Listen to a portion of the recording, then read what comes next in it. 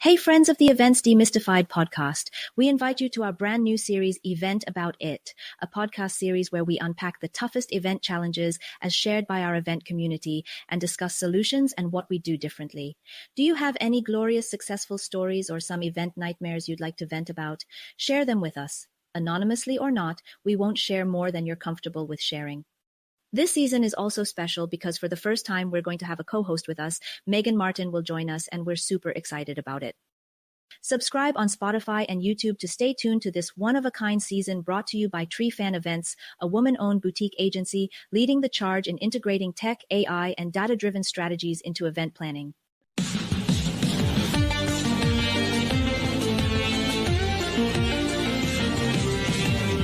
Welcome to eVENT's Demystified podcast, where we explore and demystify the world of in-person, virtual, hybrid event AV production and technology by sharing insightful tips, tricks and tactics to make your events a success. This podcast is brought to you by Tree Fan Events, a woman-owned boutique event production agency. And your host is 𝐂𝐡𝐚𝐩𝐭𝐞𝐫𝐬, a technical event planner and producer with almost 2 decades of hands-on technical experience in event production.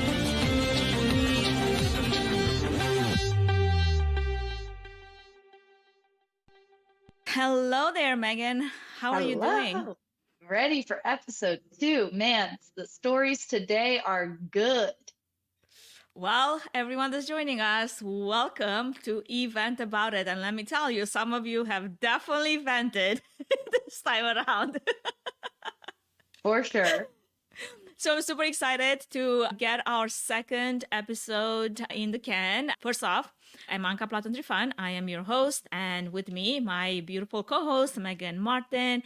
And I want to extend a thank you to every single one of you that have joined us actually for the launch of this series and for all of those that have submitted some incredible stories, some unbelievable stories as well. Your support and your contributions is what makes this series possible. So thank you. Now, before we jump into today's topic, as you alluded to it, Megan, there's quite a bit to talk about. Let's start with a little icebreaker. What is the most unexpected or maybe surprising thing that you've ever overheard while working behind the scenes at an event, or maybe before you even got to the event? Maybe you were in the lobby or in the restroom. Who knows? I've definitely overheard some very catty women in a bathroom talking not nice things about other people that we know. And I don't think they knew anyone else was in the bathroom, but I just very politely was like, hey, just so you guys know, we know who you're talking about and there are other people here. Oh my, so I thought you would be like just sneaking in there and just like literally not even flushing because you want to like hear the I mean, I lingered for probably longer than I should have lingered. I mean, who doesn't love a tea? Like, I literally just ordered a new shirt for 4th of July that says spilling the tea since 1776. Like, That's funny. I love it. I know. That's probably why I love the Housewives and all things Bravo, because it's basically just a bunch of gossip. But I was trying to be very polite to them because I know how embarrassing it can be to get like called out when you get caught saying stuff you probably shouldn't. So I was trying to be nice, but I definitely lingered far longer than I should have. You know what's funny? I feel like there's definitely this rap that women get that they're catty and gossip a lot. And maybe there's some truth to it. But I've also, because I've been, mostly working in a male-dominated niche, I've heard some guys talk worse than what women talk behind the scenes. Like, I would be like, I cannot believe my ears right now that this is being like said out loud. Like, sure, we all think some things, but maybe should be all said. Absolutely. No, I definitely find the drama in a male-dominated environment far worse than a female industry. I mean, my partner used to work in the AV industry, and some of the drama, and I was like, these are grown men that you're dealing with. Like, I know 1,000 women that behave better than some of the interactions with that. And I feel like it's also more colorful. Like the Far more pictures colorful. are painted definitely more colorful than if 2 women were talking about the same situation. So that's why it's like, 100%. whoa, wait a second. So I think we're Absolutely. actually going to talk a little bit about something like this because something came down the pipeline that might allude to something similar. So I'm excited. And yeah, I think it's going to make for a fun conversation. What do you For think? sure. Yeah, let's jump into the first one. I am super intrigued, given your role in the industry, what your thoughts are going to be about this. So All let's kick right. off today's episode with our first story.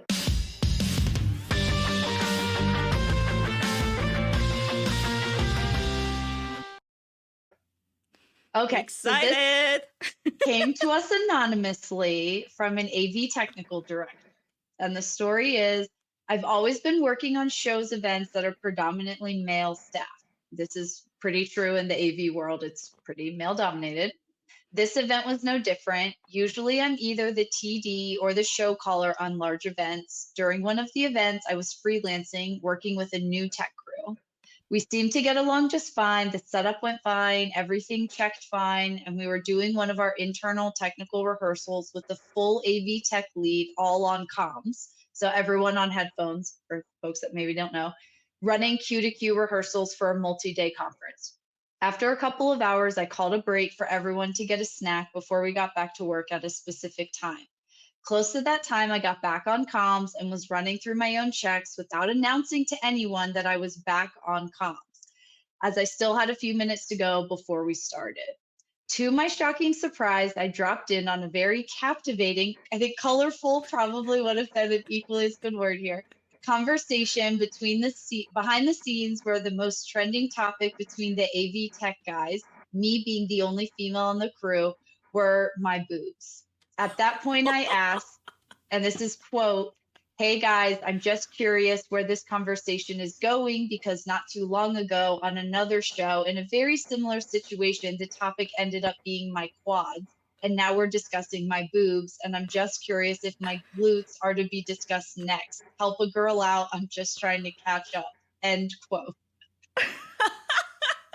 I mean, I think there was a viral story not that long ago of a similar scenario happening in chat, like a video conference chat, and a woman joined. And I think it was a customer actually who caught a bunch of male salesmen discussing her, physical appearance as she was getting on the call.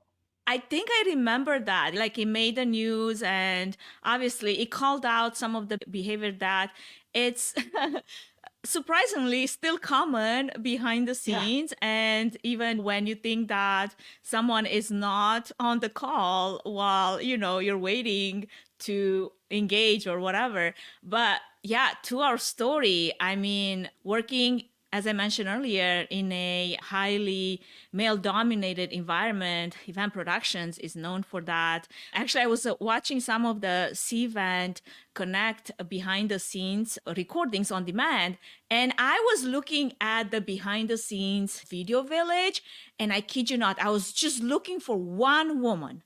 Show me one woman that is working behind the scenes in Video Village, and I will shut my mouth forever.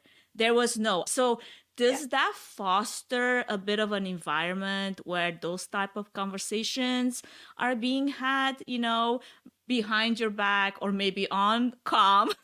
Which this was a scenario where you were made aware. Oh my gosh, this is what they're talking about. And you're trying to be professional. You're trying to, I'm here to do a job. I came here because there is this role that I know that I can fill because it's right down my alley. I have all the credentials for it. And what should be discussed is the run of show, not the context of my body. Right.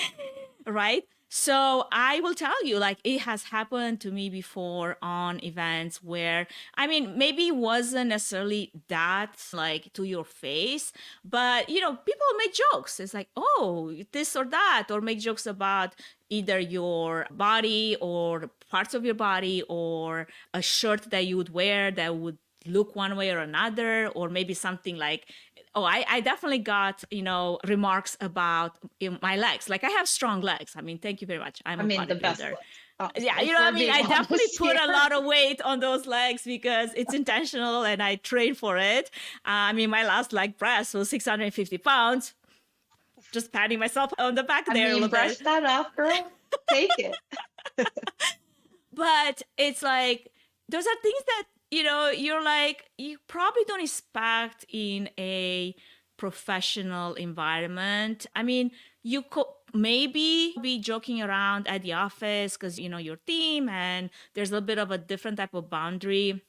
I guess even there, you do need to have boundaries, obviously, but like there's more friendliness around Of that. course. But I feel like if you're working for the first time with a new team, that is highly offensive. I don't know about you. How would you feel if that was something said about you? I mean, it sounds like the person in this situation, they were trying to be funny. They're trying to like, hey, like in a kind of funny, cheeky way. By the way, I heard what you said. Like, are we taking this to the whole anatomy of my body? Just so I know, I mean, keep I up. love the clap back. I love the way she handled this because I mean, I probably would not have been so kind in my response and or been put in a situation where maybe I wouldn't have said anything, quite frankly. Like you never really know how you're going to react. So bravo. I think that's like the perfect answer of like calling them out without necessarily really calling them out. But at some point, I think the follow up to this, like it should have been addressed after the show was over that day, like once everything kind of wrapped and just been like, look, man, like we're all human. I know people are going to talk about it. Women are just as guilty of this as men are. Like when we all get together, I'm sure there's stuff we talk about and say that are like not appropriate. I don't think we talk Scenario. about anatomy parts like guys talk about. I don't think I've ever eardropped on a conversation between my girlfriends or friends that I know that are females to just talk about straight up things like that. I mean, I don't disagree with you. Like, we're certainly not as colorful as a male conversation. But I think to your point, it's all about knowing your team and the professionalism. Like, I can't imagine saying things like that about a man being on comms. And honestly, when you're on comms, you have no idea who's listening. Like, if you're on show side and you have a radio, anyone could be overhearing or listening, like the bathroom situation. Like, you just have no idea. So it's not appropriate to begin with, but two, like you never have an idea of who's recording or watching or listening. You just never know. So like if you wouldn't say it to your mother, you probably shouldn't say it on a radio. Right. But here's one thing that I want to bring up as, a issue. Like you said, maybe in your case, you might would have never said anything. And to me, that is a protective measure because, I mean, it's embarrassing. I don't want to So bring up embarrassing. something that's so embarrassing. But at the same time, I feel like if you don't call out somehow, somewhere, you also have to be careful how you do it. I think this was handled really, really delicately because you're going to work with this people, right? Those tags for the next few days. And if you create And probably this again, like the tech world is small. Like it's very Yeah. likely she could end up on a crew with these people again. Exactly. So if you create animosity and unfriendliness and some kind of like weird dynamic, you're never going to be called on a show again. That's clear. Like that's something that many women, especially women behind the scenes in our community in technology and production, they have shared some crazy stories. I wish they would use a forum like this to share some of their stories, but some of those stories are for our ears alone where, you are afraid for retaliation and you're not going to say anything. You're going to try to protect your paycheck. You're going to try to protect your future in the industry by basically covering some of those behaviors, some of those many times predatory actions that happen behind the scenes that you might not even be aware of because nobody says anything just because they wanted to protect their next gig. And that is so unhealthy because it just keeps like going, right? It's this a cycle of, in so many ways, abuse, even though, in this instance, it sounds like obviously is more verbal, but still like emotional and psychological. There's a lot of talk in our industry about psychological safety. So Yep. this is one of those examples, like if you're getting into your show and your state of mind has been literally like tripped and destroyed by what was just said on comm prior to you going live, I mean, it's almost like even your confidence levels get attacked. It's like I'm being talked about things that have nothing to do with my job description, and I'm being judged on that versus the skill set that I bring to the table. So I feel like it's such a delicate topic and not a lot of people talk about. So I'm glad that we actually have it, that we Agreed. are talking about it. So my question to you then, from a event leadership, event organizer point of view, I suppose, how can we create more inclusive and respectful work environments for our team members, regardless if they're behind the scenes, front of scenes, in the office, or they never see the event space ever, but they still work somewhat in this industry somewhere? I mean, I think the hard part, especially in this scenario, is like she's a hired technician. She doesn't necessarily work for the audiovisual company. She doesn't work for the organization Mm-hmm. putting on the event. So Mm-hmm. for her course of action, unfortunately, there's not a lot of options for her. What I would have handled beyond this point, first of all, the clap back, bravo, amazing, like best response possible. And then once the show wrapped for the day, I would either on comms, like say something, or if they had a debrief meeting in the afternoon before the call was over for the day, I would have addressed it.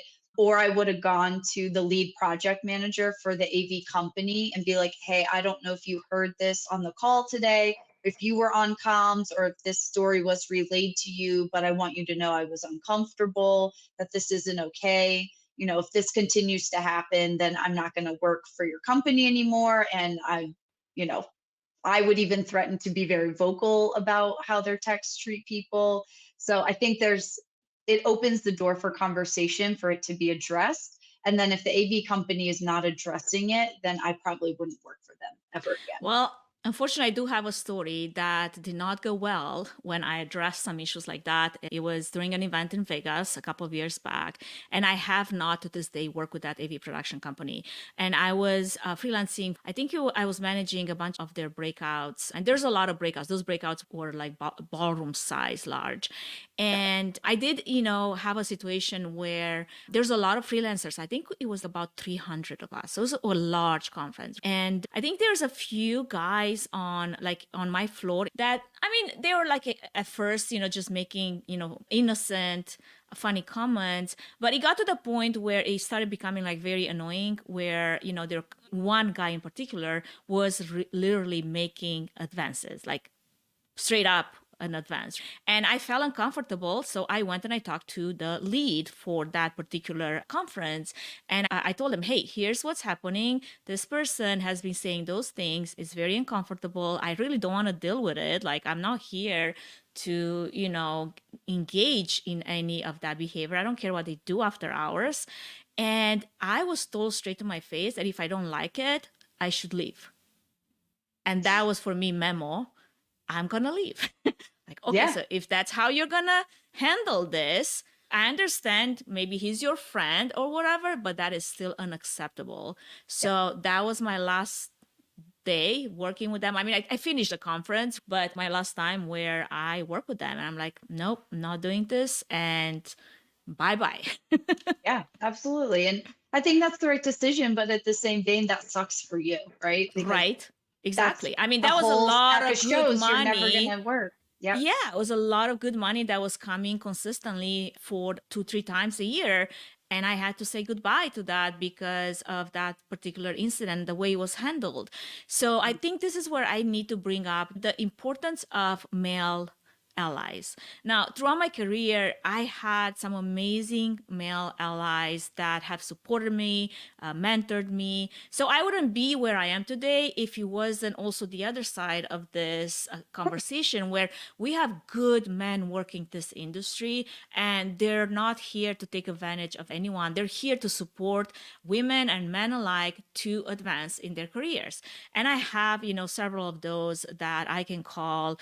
Ian is my mentor. He's been the first person I worked for back in LA. In my early days, I didn't know one thing about AV, but he taught me. So Ian Ingram, if you hear this, my respect to you. And there's other people like Todd and Brian, people in my history that have been amazing and supporting me, helping me to learn and to really get to where I am today. So that being said, I feel like in this situation, with our example here, if we had one male ally to say, hey guys, this is not appropriate, we should stop it, You Yeah. need one guy to step up and say, hey, this is not okay. And I understand that, she's an attractive tech, doesn't matter. It's not okay to say this, not just on the but in general. That's just not appropriate. So I feel like that's been missing from that interaction. If there's one person to be able to step up and say, hey, I don't approve of this message right now. I love it. Yeah. Maybe she wouldn't have had to go through this whole, embarrassing, try to protect myself and speak up for myself. Because let me tell you, speaking up for yourself is hard. It's not for everyone. I think it was a story somebody told me that they were working in a different industry in a male-dominated field, and they even changed their name. So it's a neutral name because she realized that if she kept her name, she would not be taken seriously. So she changed her name. For the rest of her life, she had a different name. And this day, she's called by that name. But to me, that was like mind-blowing because I never wanted to conceal my identity, even as a female in a male-dominated niche, even at my own disadvantage in so many ways. Because I figure like this is who I am. There's power in that to just show up as you are and just kick some ass, right? But apparently that's very common, especially in finance and architecture. I heard tech, obviously, any other field that it feels like the balance is a little bit skewed.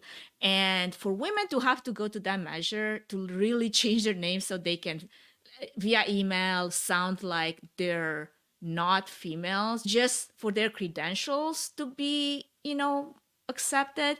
To me, that's a bit ridiculous. No, I couldn't agree with all of that more. I mean, I'm always willing to lose $1 today to gain $100 tomorrow. And I would rather walk away from the AV company that, didn't behave correctly and not work for them again and potentially lose the dollars to keep my morals and personally how I feel about it. Like, I would rather not take the money than sell my soul for a job.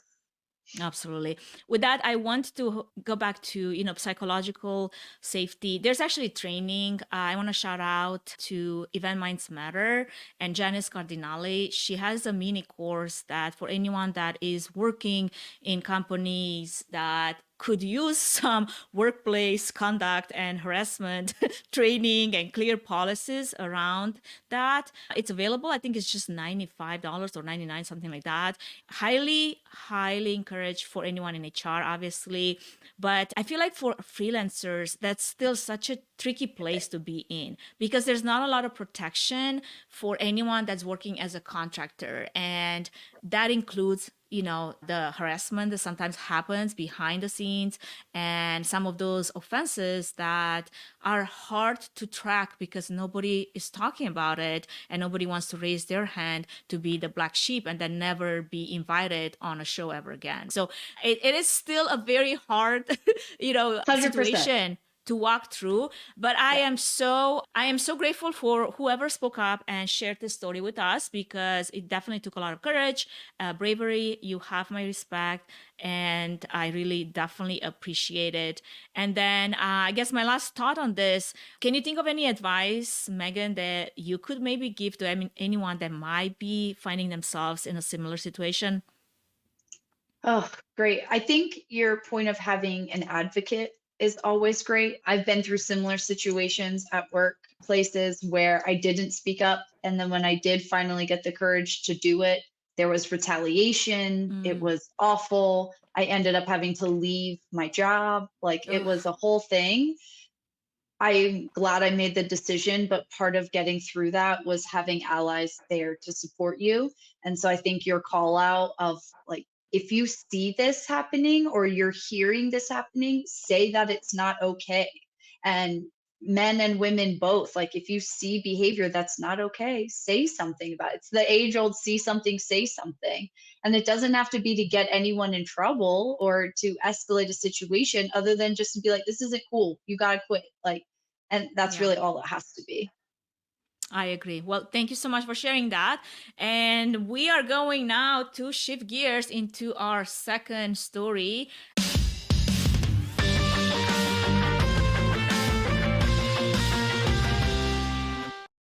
This one was sent by Antoinette, and she was okay with us sharing her name on the air.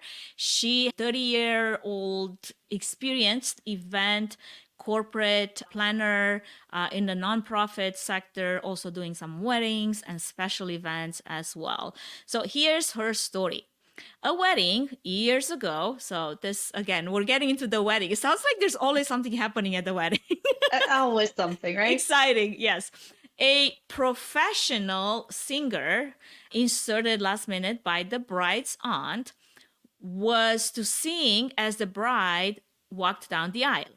She was told by the planner, Antoinette, and the officiant where to stand on the day as the wedding started. It's like the the wedding altar, started standing at the altar. right at the altar. There you go. The wedding started and the wedding party walked in. Unbeknownst to me, trusting that she was a professional and knew her instructions, I then looked to see if she was on stage. She was not on stage. The wedding party had entered the room, no singer. We spent, oh my gosh, that sounds so awkward. We spent 10 minutes trying to find her so the That's bride a lifetime. could make her entrance. She finally stepped on stage. Later, when she was asked why she wasn't on stage, she said that she expected the officiant to introduce her. Okay. Photos show that she was basically sitting in the first row as people were scrambling to find her, and we were trying to set up the bride's song with an iPhone and a Bluetooth speaker. And then Antoinette shares her learnings. Make sure that everyone, vendors, everyone that's involved, understand their directions and their instructions and their duties, and make sure that everyone is on the stage. She mentioned dais. Is dais like a way to say stage? I think that's like a church term for like the altar, the stage. Got it. I'm not a religious See, person, I so have don't not done quote me on weddings that, in because- forever. Yeah, Thank you, Antoinette, for providing the optional word for dais. yeah, you For taught us anyone, something new today. yeah, for anyone that's wondering what that was, it's a stage or some kind of a platform. The where official definition: a low platform for a lectern, seats of honor, or a throne. we learned something There we new, go. Megan. There we go. There you go. So anyway, make sure all those people know where they should be at any given time. There should be a run of show, and they follow that run of show before sending anyone down the aisle. All right. So Megan, what's your take on the situation just from, describing it to you right now? Yeah, so first take on it, it's great that she knew where to stand on the stage, but I think the big miss was not knowing her cue. Like, was she supposed to be standing up there at the same time the officiant walked out? Was her cue to start singing when the last bridesmaid got down the aisle? Was the cue when the doors opened? Like, I think she knew where to stand, but missed the cue. But also, how ridiculous that the officiant would introduce you. Like, you're not Adele, girl. Like, the aunt brought you in. Like, Exactly.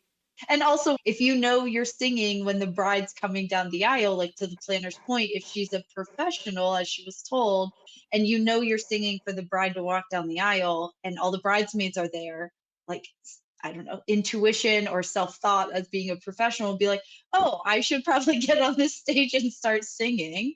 But again, people are people, you never know. So she should have had a cue of like, when this bridesmaids get down this aisle, it's your cue to go up and start singing. Totally. I feel like something that was missed here is probably a rehearsal. Possible. And they it weren't sounds there. like she was not part of the rehearsal if she was thrown in last minute by the aunt that was like, hey, I know a famous person that could sing. How about we don't use the track that probably the bride approved, and instead we have our VIP singer over here, Miss Professional, sing. Now, let me tell you of an example, similar example from my, a similar situation where the cue was missed, made a huge impact on the outcome.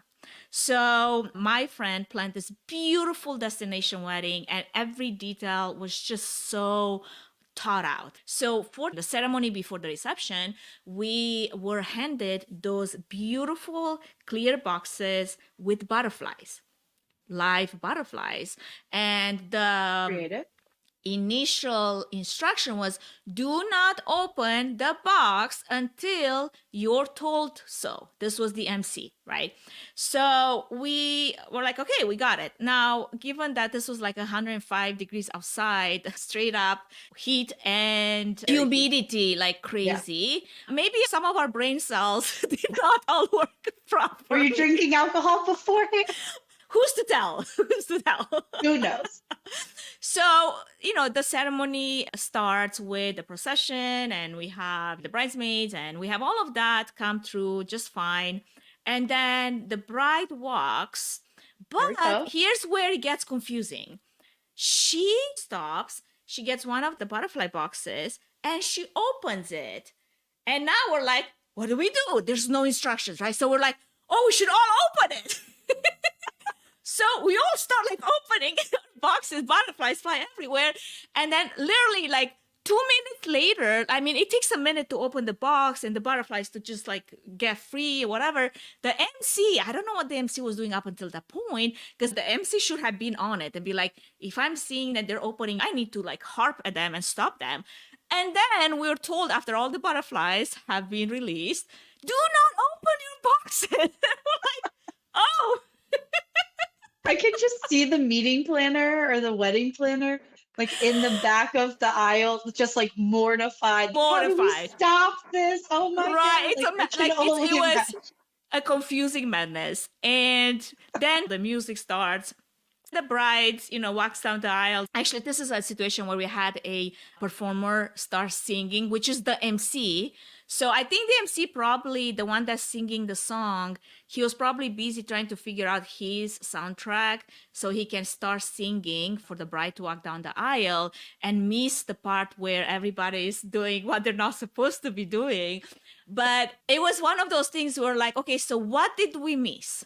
Because it was confusing. Like, did we miss the part where maybe we should have been told, do not open your butterflies, even if the bride... Or like not just when the MC tells you, but like you're opening the box during the recessionals. It's at the end. Ceremony Exactly. at the end. Like not just wait for our cue, but like the cue is coming at this part of the I feel like that's what was missing. The actual instructions for the cue when that was happening, because it was an instruction, but it was a very general instruction. And I'm wondering in this situation here, if it was more like of a general instruction. Hey, be on the stage, when it's time to go. But it's like, okay, so when is it time to go? When should I start? Is anybody gonna give me the go? Or like, am I just gonna be like feeling it? But also, if you're sitting in the front row watching people scramble to look for you, what if she was on the phone Instagramming? What if she was Instagramming this whole time? But like the aunt at any point couldn't have been like, hey, I think they're looking for you. Like, it's probably your time. Like 10 minutes is a lifetime of time to figure out what's going on. And I feel like someone somewhere should have been like, hey, I think they're looking for you. I mean, 10 minutes to be scrambling and everybody's just wondering what is it that we're missing because we don't understand what's happening right now.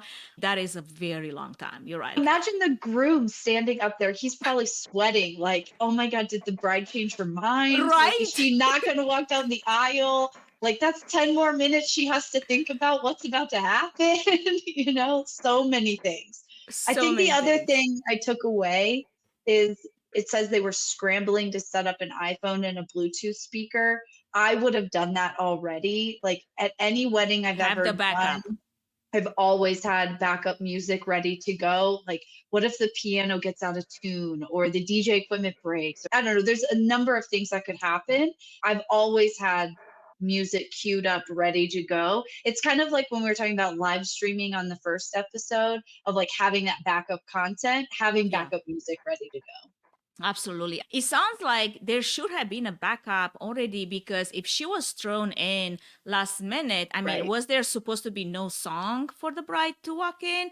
Wasn't that plan A all along? Right. And then plan A turned to be plan B, but now it's turning to go back to plan A because I guess the singer is not on stage or something. It sounds like that should have implemented and be part of that plan from the get-go, regardless of the last minute changes. Because you're absolutely right. Like that should have been just a push of a button.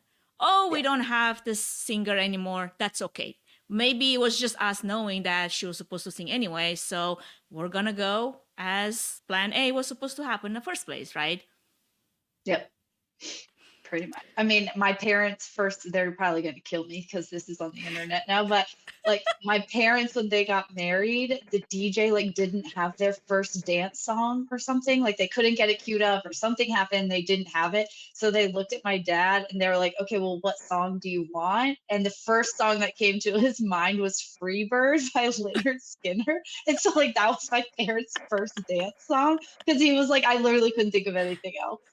Like you're kind of deer in the deadline. It's like, I don't know. Just pick something. I don't know. And like that's the first thing that came out. It's Yeah. So ridiculous. So definitely. Well, to this, I have to though say the reason why I stopped doing weddings is because I feel like the level of production when it comes to audio visual or sound is so low at weddings, and that has always bothered me. I feel like I understand it's not a priority. You're a bride. You want to spend money on flowers. You want to spend money, obviously, on your dress. You want to spend money on food, drinks, photography, videography. Those are things that you're left with. But if your day of is going to be ruined by blown speakers, and that was another thing here, like they had whomever they had from the venue to support the ceremony, but the microphones were crackling. It goes back to one of my experiences when I first started in AV, and I was literally sent like a sheep to the wolves. It's like, hey, go and do a wedding, and in the middle of nowhere, and the RF interference was like insane, and I had no clue. So my mics are popping left and right, and I'm trying like literally to hold the antennas like this the whole time. So I have reception because I'm realizing I'm ruining this people's wedding. This is the worst day of my life. I can't be doing this. So that's not a good experience. Like AV sound might not be your first priority at a wedding, but also ruined sound at a wedding should maybe cross your mind what that feels like or what that translates to, because not only will you not have good sound for your videographer, and this has happened at this wedding where like midway through the vows, the sound system goes dead. Like we have literally 5 minutes of silence. And he keeps reading his vows. We don't hear anything. We don't know what's happening. And do you think that's got to be on the video feed? Probably not. It's going to be a really long time of like, well, we don't know what was said. We're going to have to cut that out. Might have not been that important after all.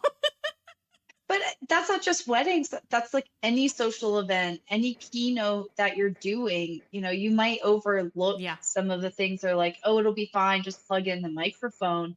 But if you're spending all of your attention on decor and forgetting some of the key functionality that people need to be able to hear and see to be able to participate and, you know, experience the full event. I mean, that's across the board, any event you're doing, not just weddings.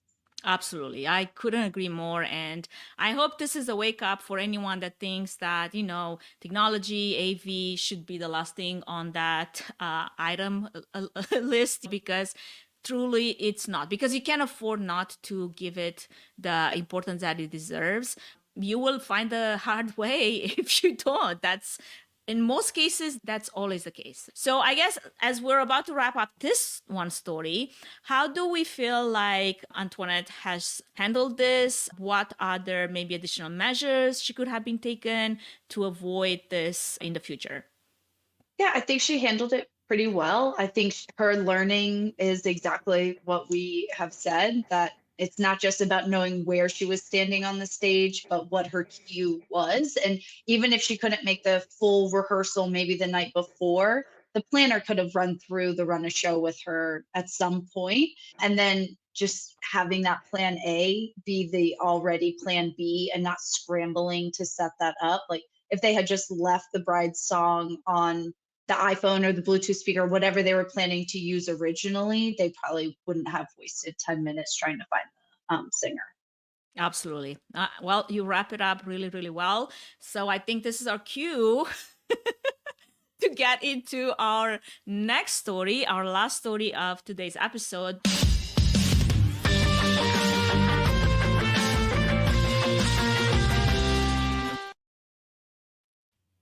All right, let's get into the last story of the day.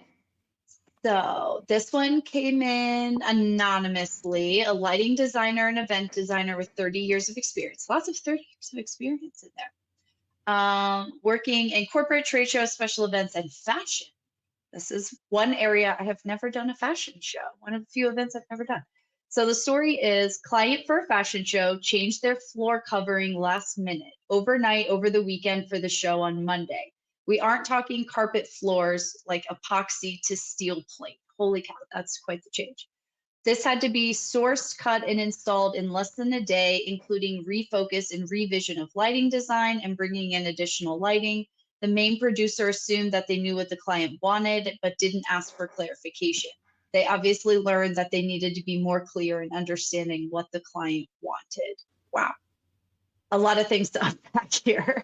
All right. So it sounds like this particular situation has to do with those last minute major changes. This is no longer a tiny little change that has happened. Yep. Okay. I have actually done quite a few fashion shows. When I first started in AV productions, my playground was LA, and we were working for a fashion designer, 𝐂𝐡𝐚𝐩𝐭𝐞𝐫𝐬. And this is the designer that put on Ed Hardy and the Crystal line. I used to be into fashion way more back in those days than I am now, obviously. But what's interesting is that this was the fashion designer that would put on fashion shows out in the open at the Grove in LA. And Kim Kardashian, this was one of her first shows that she attended as a runaway model. Before she was like Kim Kardashian. Before she was Kim, the Kim. Yes. So I was working those shows. I'm pretty sure I probably ran into her. I mean, like all the other models on that runaway without ever having a clue who this was going to be. So it's funny and interesting. And there's quite a few celebrities that would always attend those fashion shows. Some of those bashes that he would do, which always included some kind of a fashion show, even at his mansion in Santa Monica, were crazy. And we were the preferred AV production company to go and install lighting. Lighting is huge in fashion, and obviously sound reinforcement, but also plexiglass over a pool, see-through, stages. That he would have this super long, what do you call those lap pools? I think it's a lap pool, right? Okay. That super long wide lap pool, and we would install a clear plexiglass stage all over it so that you can see there's water underneath, and then lead it from above, behind, everything. And then he would have those runaway shows even at his mansion. So to your point, like changing a stage, I think that is the least favorite thing to do when you work productions. That and pipe and drape. Because it's highly physical. And I've never done staging. I've definitely done pipe and drape, but staging it's really brute force. Like it's heavy and it's uncomfortable. It's what you would hire subcontractors to do so you don't have to deal with. So I can imagine, if you're on a tight run of show agenda, turnaround, and you get this last minute change of order that now you should have a stage or a flooring that is this type of flooring just to source that. Like imagine the headache to try to source it. Then imagine the headache to have to find the labor to set it up, to install it. It sounds like it had to be custom set up and design and cut to make sure that it fits whatever this setup look like. And then the additional labor on top of that is you've already done your lighting, your cues, your main points, your focuses, everything.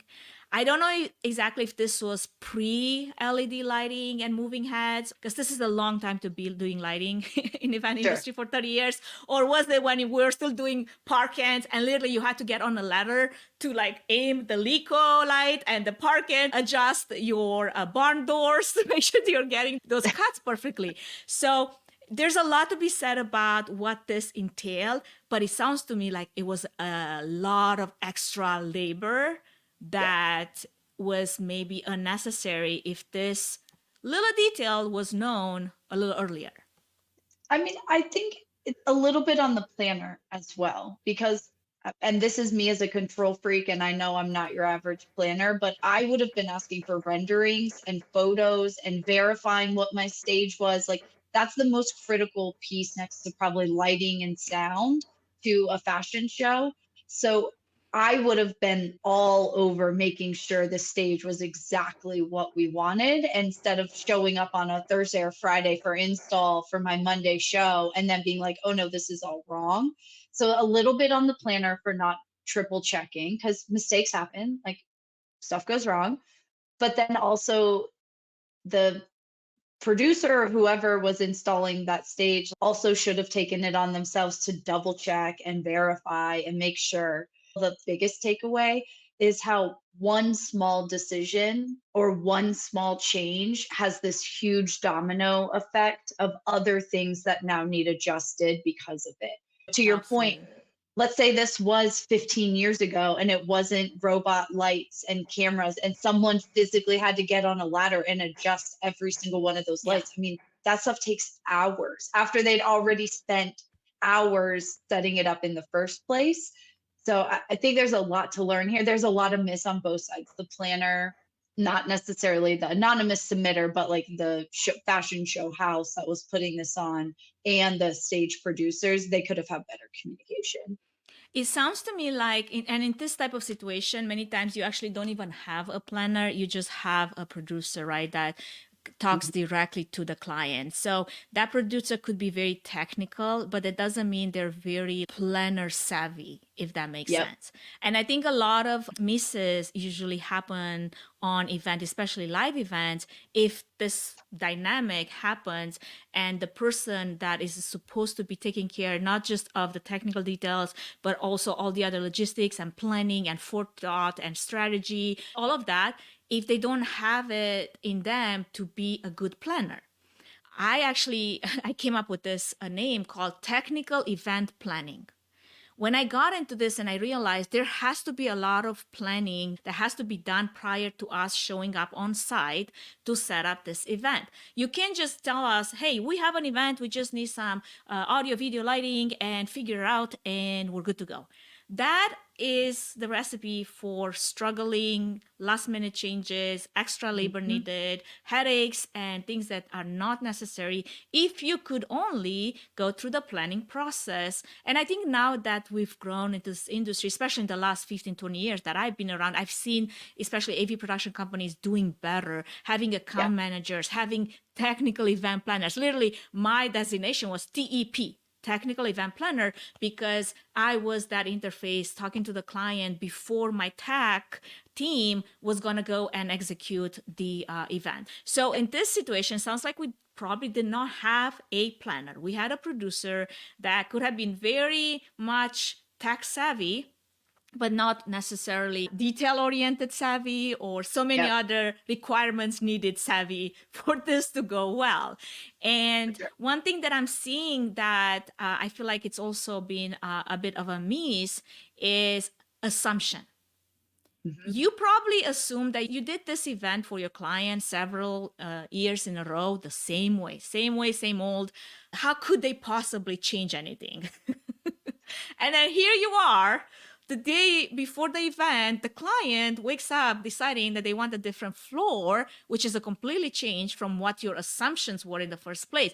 So relying on assumptions to me is recipe number one for a disaster like this to happen, because you just assume that what you know about the event or about the client or about the details for this particular time and place and date are the same as they were for this other event that you did, maybe with the same client, maybe the same event, but without taking in consideration what other things might have been part of that mix. So assumption to me is like the main culprit here for why this has gone quite a bit astray. Because I mean, who's paying for those additional hours of labor now? Yeah, or there's sourcing and cutting and the readjusting the lights. I mean, That's a lot. I mean, the age-old saying about assuming is it makes an ass out of you and me. Yeah, absolutely. I will say there is one silver lining to this story that I do want to call out that this Yes. submitter came through. The fact that you were able to source from an epoxy floor to a steel plate floor in like 36 hours and get it custom retrofitted to fit in that space, installed, and redid all your lighting. I mean, hats off, because to do that over a weekend for a Monday show is pretty impressive. And I think it goes to, we've talked about this over and over and over again about the importance of having deep Rolodex in relationships, because I can only imagine the favors that were asked and pulled to be able to make this happen for this client. So bravo for bootstrapping it and getting it done, because it doesn't always go that way. Absolutely. Good point pointing that out. I just hope that there was enough communication from the producer to the client to go back and say, hey, highlight the potential expense that this will impact for the event, because this is what we had to do. This is who we brought in, and this is how much it's going to cost extra. And signing off on those changes, because what happens many times is you do want to roll with the punches and you do want to make your client happy. But then when it's time to invoice for all of those additional add-ons and additional hours and additional and everything and anything, you're going to get a fight back because you never made them aware of those things whenever this was happening. Now, I'm not saying that you need to bother them for every single, I don't know, tape or easel that you add on or something irrelevant. An extra like power strip or something. Exactly. Like, don't do that. Take care of it. But if you're going to have to change things at this magnitude, you better have them sign off on it for your own protection, because otherwise you're going to have to pay out of your pocket all this additional labor hours and whatever sourcing that you had to do in order to save this event. And you want to come out as the hero, not as the villain.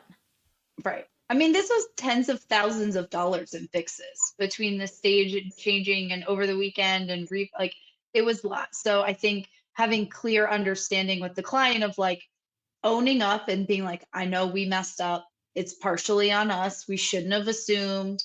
But just so you know, these are the consequences and the hoops that we're going to have to jump through if this is a mission critical piece to the show going off well. And then at that point, the planner has to decide, is the epoxy floor okay? And we roll with it and we make some smaller, cheaper adjustments to accommodate, or do we stick to our guns and say, no, I have to have the steel plate and you guys are going to have to work with me on the cost of this. But having that conversation up front, I think protects everybody. And it has to be because, for example, in a different situation, we were working with a client that wanted to put on an event at some, I think it was a winery, somewhere in the middle of nowhere where we knew power is an issue. So there was some power, there's some infrastructure, but not enough to carry a whole AV production type of setup for this, I don't know, 650 in-person gala that they were trying to do in this beautiful tent that obviously requires a lot of lighting to lit up and create a nice experience for your attendees, especially at night. So against our recommendations and our advice to have backup power, which would have been a generator to run all of this, the client decided, no, it's not worth the money. We don't want to pay for the extra power. We're just going to plug into this Winehouse read and we'll be fine. The grid should be fine, should give chaos. Yeah, sure, it should, unless you start throwing a bunch of watts at it in lighting and projection and anything else that requires a lot of power, sound system, all the gear that's involved. And somewhere midway through the event, the breaker pops. The breaker pops. Oh my gosh. So obviously there's a bit of emergency going on. We got to go find the breaker, turn on the power, salvage what we can from what is the most important thing that we can turn on, knowing that this breaker cannot support this load. And obviously as an AV production planner, you do the math. You know, hey, I can only load this circuit with so much. But if this is outside of your control and somebody in the kitchen decides to pop something into this same circuit that you don't even know. Obviously, your math it doesn't matter anymore because you just overloaded the circuit. So bye-bye. So in this situation, the client now is fighting back that it was our fault that we were not prepared for the situation. And how come we didn't have a backup? Like, we didn't talk about this at all. We didn't advise for us to have a backup. We did not mention how important it is to have a generator. None of that happened. So communication wise, I feel like you have to have it on paper, like written, track it, so you can go back to it. There's actually on May 16 at 4:25, I have mentioned how important this was and how the success of your event depends on us having a backup. And yes, that would have come with an extra charge, but now we wouldn't have to have this conversation in the first place. So what do you do as an AV production company or agency? One, you have two choices. One, you might have to refund some of the money for the perceived, damage caused by the situation where for a few 5-10 minutes you are scrambling to turn power back on, or you stick to your guns, but you could be losing that client. So navigating that type of scenario is very, very important. And it's very delicate as well, because you have to decide, am I fighting knowing that I was right? Or am I going in here humbled, knowing that, yes, we'll take responsibility, but at the same time, I'm not going to give this show for free because we worked our asses off to pull it off and we saved the day, however, against our best advice and recommendations. Yeah, and I think a message to planners too is don't be unreasonable. You didn't get the generator to the event. You declined it to save your budget, to order the extra flowers or whatever. Or the butterflies. Right, or the butterfly launch. You know what? Maybe that gift you're giving to all of the people doesn't need to be $100. It could be $50 so that you can afford the backup. Sometimes it's kind of like building a house. If I focus all on the decor and the finishes, but I don't take care of proper plumbing and foundation, my house might be beautiful, but one windstorm comes over and bye-bye house. All those finishes are for nothing. And so I think about it the same way when it comes to event planning and design as well. Like sometimes planners don't need to be so unreasonable. Like if you don't want the risk or you don't want to have to worry about a total blackout on your event for 5 or 10 minutes, which as we know is a lifetime when you're scrambling, yes, then you've got to scale back on other things to afford the budget to have those backups.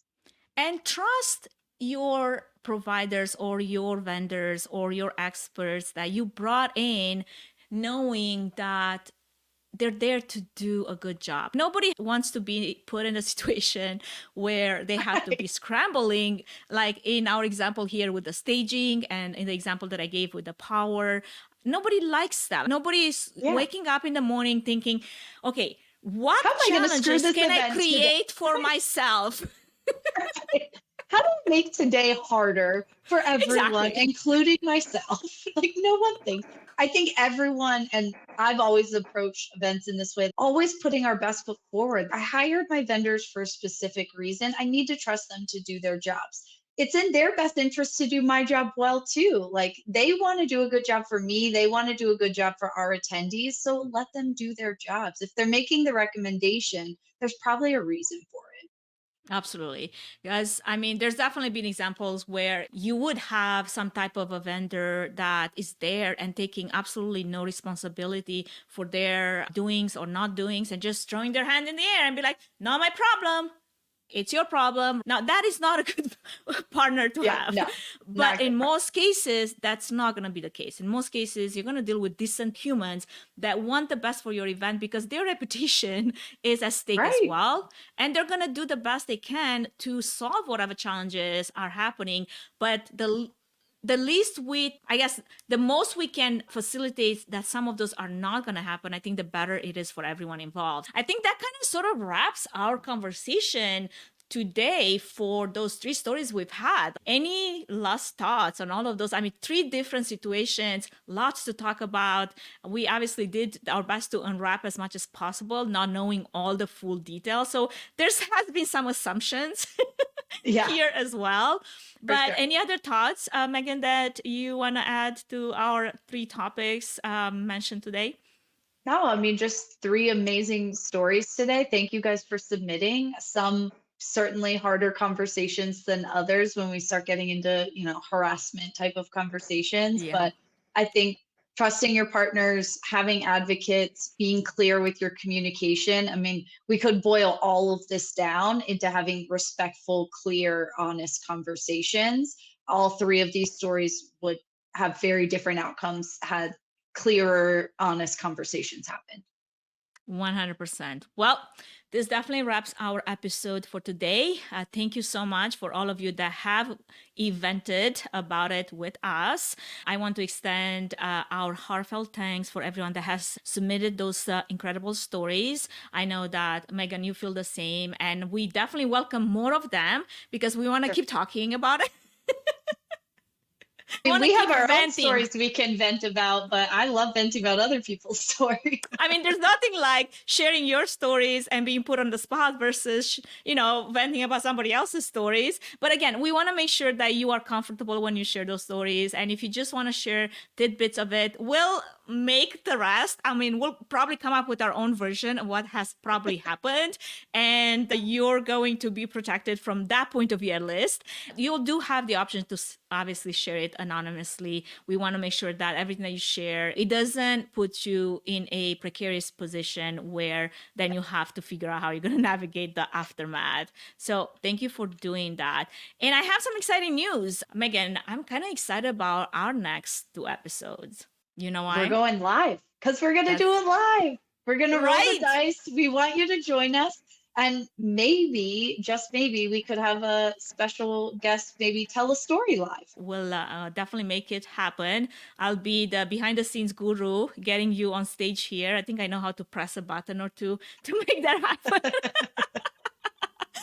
But we really, really want to hear more of your stories, whether those are some of those war stories that we heard today or some of the hero stories. I haven't heard many hero stories. I think next time, Megan, I think we should start with the hero story. Let's do it. I love it. All right. And with that, make sure you follow the links in the episode notes to submit your stories so we can feature them in our upcoming live episodes. Don't forget to subscribe to the podcast on YouTube and Spotify, as well as follow our LinkedIn page.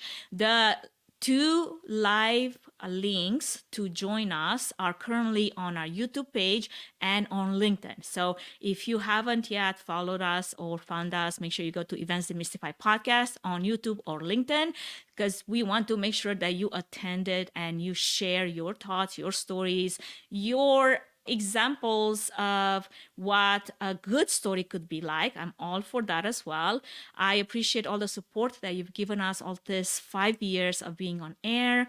Thank you for helping us bring all these valuable conversations and discussions to you. And with that, we look forward to hearing from you and your amazing stories next time. Until then, stay inspired. Keep pushing the boundaries of what's possible in event planning and event productions. Any last thoughts, Megan? Can't wait to see you at the live episode next week. Awesome. Well, see you next time. Thank you for listening to the Events Demystified podcast. If you enjoyed this podcast, please take a moment to review it, rate it, and share it with other event professionals that could benefit from it. Connect with us on social at Events Demystified Podcast. We would love to hear from you and what you're up to. If you'd like to learn more about 3 fan event services and find out if we're a good fit in supporting your event, can we help your event be successful with a 20-minute free consultation? Link in the episode's notes. Thanks for tuning in.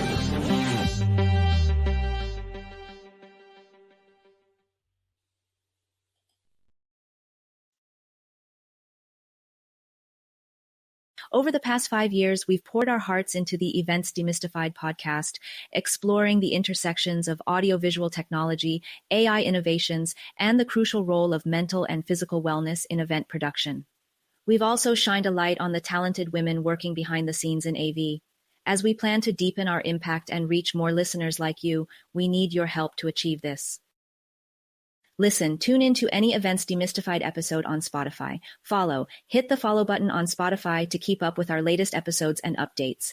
Review, rate, give us a 5-star rating on Spotify. Share, pass your favorite episode along to 2 friends who love crafting unforgettable events. Win. By following these steps, you'll be entered to win a $50 Amex gift card.